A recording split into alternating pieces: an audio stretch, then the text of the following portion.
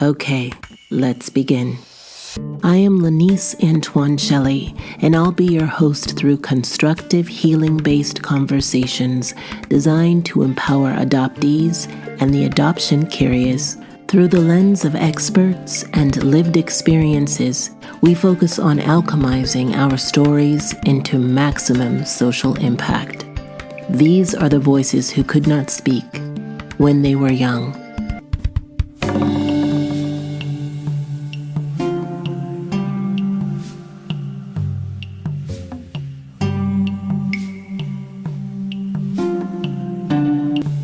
Hey there, friends. I'm on my own today because there are a few things I'd like to share with you to help you navigate the holiday season as well as general life maintenance.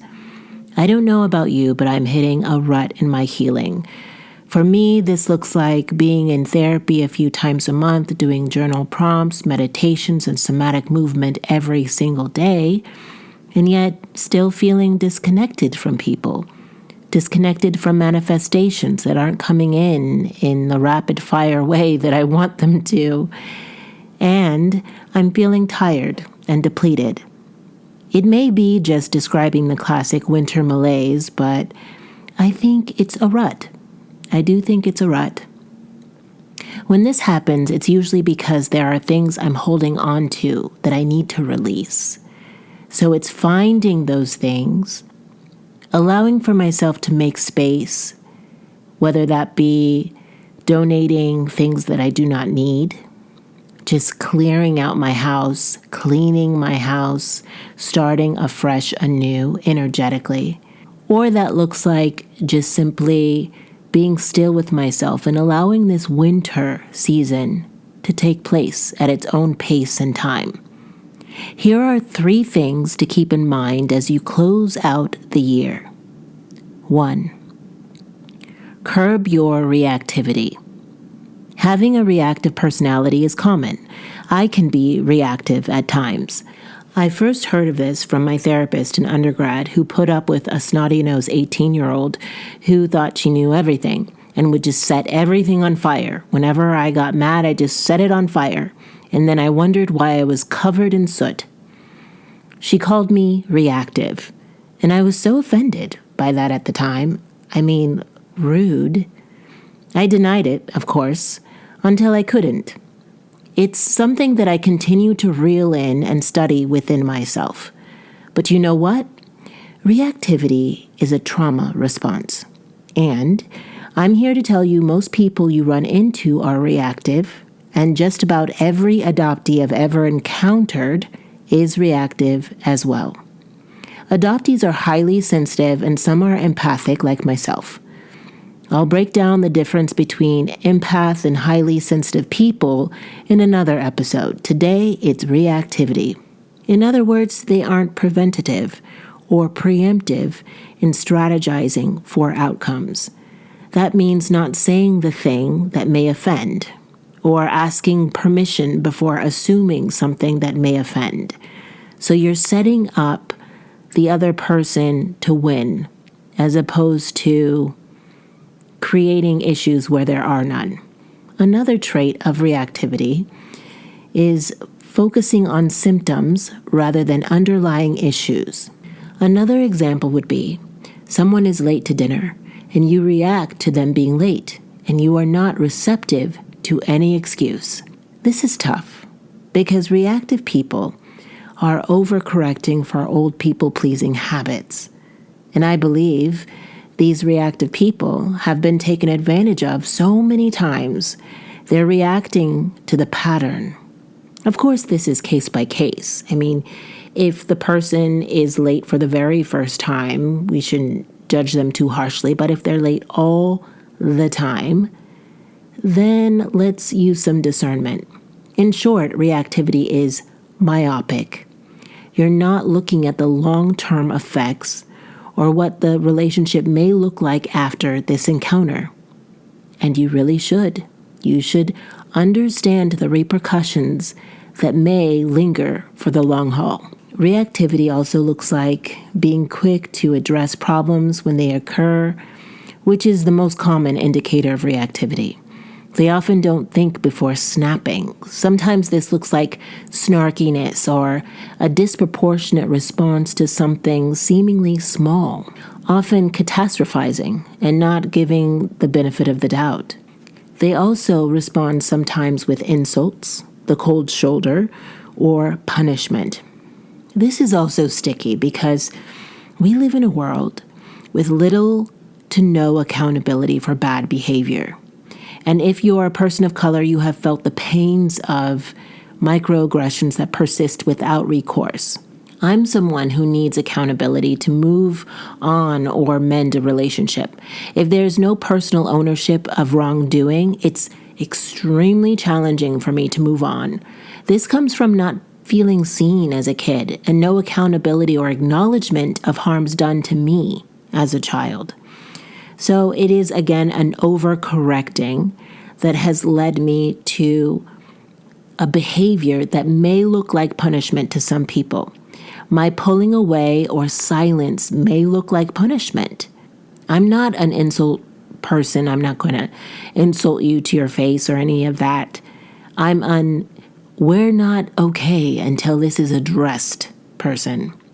Sometimes that works, sometimes it doesn't, especially when the other person shies away from hard conversations. Now, another trait is turn minor issues into major crises. Back to the disproportionate response. Been there, received that, done that.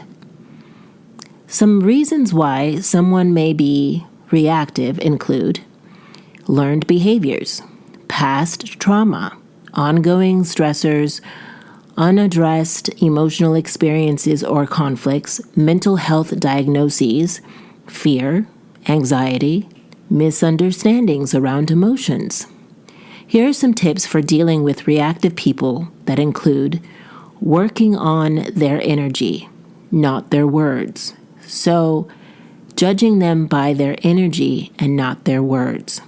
Seeing their pain and empathizing, setting boundaries, staying open, praising at the right time, never making them feel invalid or unimportant. Direct actionables look like asking questions more than making assumptions about people. Give space for the situation to cool down. Don't press the topic. Say, I'm going to step away from this because you want to de-escalate.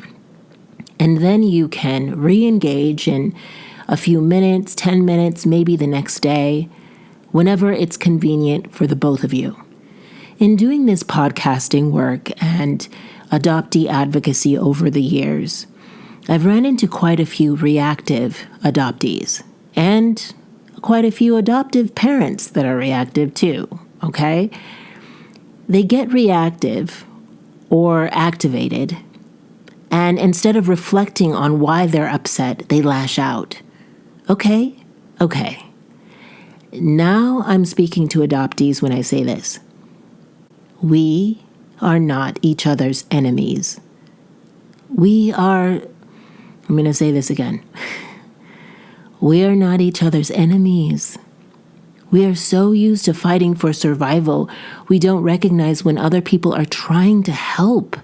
We may not see it as help at first because it's in the form of modalities or new rhetoric or esoteric just methods that we're not used to, that are outside of our conservative paradigm. Friends, let us not attack each other. Chances are, if you're listening to this, if you follow me on Instagram at Young Adoptee, if we cross paths, then we're amongst a company of people seeking peace, healing, and grace. Lead with that grace first, my friends. 2, have no cherished outcome. I learned the concept of not having a cherished outcome from brilliant author Elizabeth Gilbert, who I am obsessed with ever since Eat, Pray, Love. She's just an extraordinary thinker and creative. She pulled this from the Celtic poem of approach. I honor your gods. I drink at your well. I bring an undefended heart to our meeting place. I have no cherished outcomes. I will not negotiate by withholding, and I am not subject to disappointment. Oh my goodness, it's just so good. I am someone who is easily disappointed because my expectations are very high. I believe that I'm bringing focus, resources, and talent, so should you. I've learned that you cannot expect you in other people. We're all negotiating our conditionings, which are varied, vast, and different. So it's impossible to run into a carbon copy of someone else with your exact experience. Having no cherished outcome allows people to come as they are. And it allows me to be available to an even better outcome that could present itself if I can let go of rigid expectations and lean into what is actually happening in front of me. Some say that embracing the idea of no cherished outcomes can lead to freedom from anxiety. You can enjoy the process instead of being obsessed with results. It also increases creativity. Without the pressure of a perfect outcome, your mind is free to explore and innovate. Resilience in the face of setbacks. You're less likely to feel crushed if things don't go as planned. And then you'll have better relationships. Applying this to interactions with others can lead to more genuine connections. And we're all seeking that, right? Which leads me to 3, our final item for this episode. Read Addicted to Drama by Dr. Scott Lyons. Now, don't be offended, but you are addicted to drama. You are, my friend. Everyone here is. Everyone is. And the person next to you, the person in the other room from you, the person you saw today. We have been programmed to need multiple stimuli with reaching for our phones every 10 minutes, whether it is going off or not, checking social media between notifications, loving action movies, loving romantic conflicts, slowing down for a car crash, expecting someone else to apologize first, meeting the friend or relative or spouse who pisses us off again and again and again. Instead of breaking it off, we decide to give them another shot, give them another chance, instead of just cutting them off with grace. Everyone is addicted to drama. We get it. We get the dopamine hit when someone comments on our posts or likes something. For that split second, we feel seen. We feel like we matter when we get a rise out of our partner. See, they noticed me. They're mad. They care. Guess what, hun? You matter before you picked the fight over dishes. You mattered. And you'll matter after the fight over dishes. Your value is not contingent on anything outside of yourself. Read this book, please. In doing so, you'll be able to identify other people who are addicted to drama as well.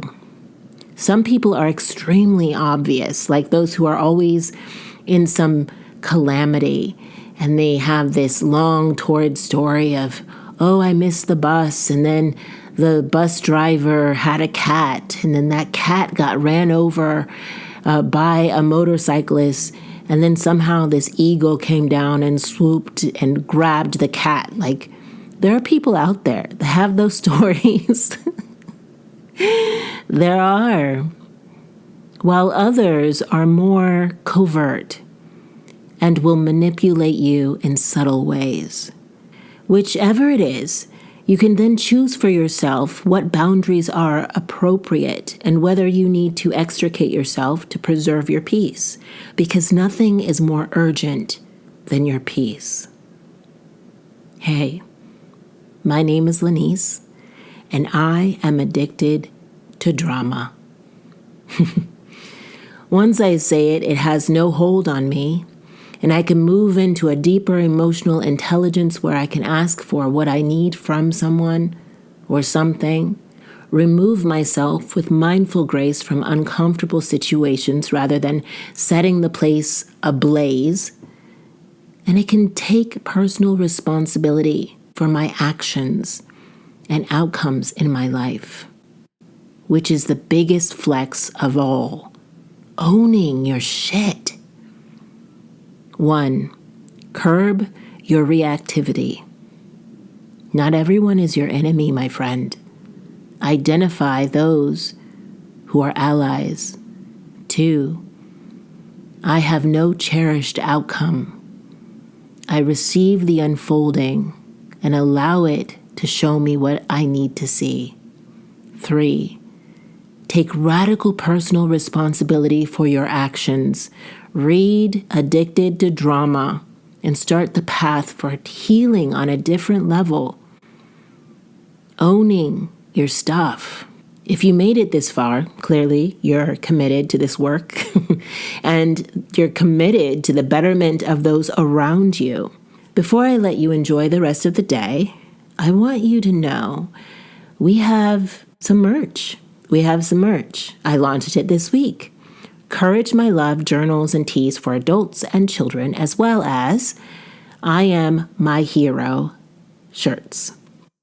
You can check it out on my website at leniceantoineshelley.com, or in the show notes, there's a link for you to snap right on to the merch link and see what's up. Let me know if you want any other sizes or colors or designs. I'm here for it. I also just want to thank all of you who subscribed, rated, and reviewed and have watched this on YouTube, because we're on YouTube now. We're just expanding. We're just blowing up in ways in which I never thought we would. And I'm so excited. I'm very thankful for you, because I'm here because of you, friend. I'm here because of you. So thank you. Many great things are to come for me and for you. I can feel it.